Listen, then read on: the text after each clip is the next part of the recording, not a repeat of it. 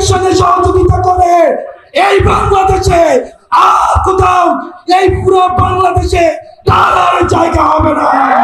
বাংলাদেশের চলচ্চিত্রের কিং খান শাকিব খান আবারও আলোচনার কেন্দ্রবিন্দুতে। গত 15 আগস্ট জাতির পিতা বঙ্গবন্ধুকে শ্রদ্ধা জানিয়ে তার নিজের ভেরিফাইড ফেসবুক পেজের মধ্যে একটি পোস্ট করেন তিনি, কিন্তু সেই পোস্টকে ঘিরে পুরো সোশ্যাল মিডিয়ার মধ্যে শুরু হয়ে গেছে তুমুল বিতর্ক।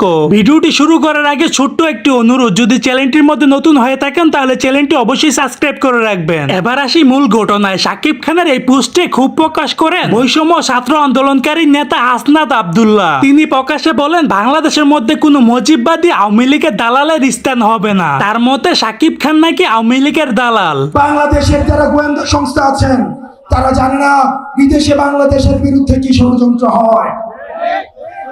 শুধু তাই নয়, তিনি আরো হুঁশিয়ারি দিয়ে বললেন শাকিব খানকে বাংলাদেশে ঢুকতে দেওয়া হবে না। যেভাবে স্বৈরাচারের পতন হয়েছে ঠিক সেভাবে আওয়ামী লীগ ও তাদের লোকদেরকে শেষ করা হবে। দেখেন, আওয়ামী লীগের মধ্যে একটা সরি ফিল পর্যন্ত নেই।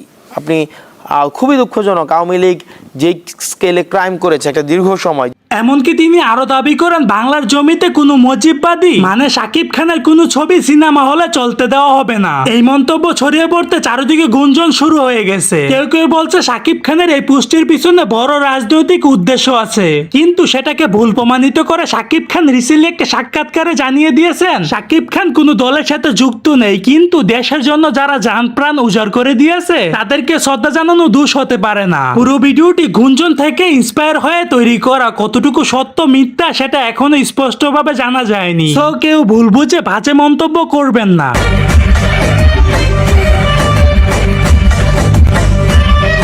সো দর্শক, আজকের এই ভিডিওটি এই পর্যন্ত। যদি ভিডিওটি ভালো লেগে থাকে তাহলে ভিডিওতে একটা লাইক, একটা কমেন্ট আর অবশ্যই চ্যানেলটি সাবস্ক্রাইব করে রাখবেন।